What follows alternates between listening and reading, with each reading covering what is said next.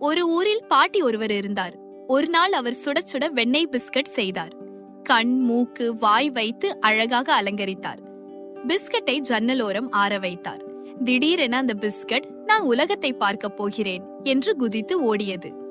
நில்லு பிஸ்கட் கண்ணா என்று பாட்டி கூப்பிட்டார். ஆனால் பிஸ்கட் கேட்கவில்லை. வழியில் பூனை, நாய், பசு எல்லாம் நில்லு சாப்பிடுகிறேன் என்று துரத்தின. பிஸ்கட், பாட்டிக்கு தப்பிச்சேன், உங்களுக்கும் தப்பிப்பேன் என்று சிரித்துக்கொண்டே ஓடியது. கடைசியில் ஒரு பூங்கா வந்தது. அங்கே ஒரு சின்ன பாப்பா அழுது கொண்டிருந்தது. பசியில் வாடியிருந்தது. பாப்பாவின் அம்மா வேலைக்கு போயிருந்தார். பிஸ்கட் அதை பார்த்ததும் ஓடுவதை நிறுத்தியது.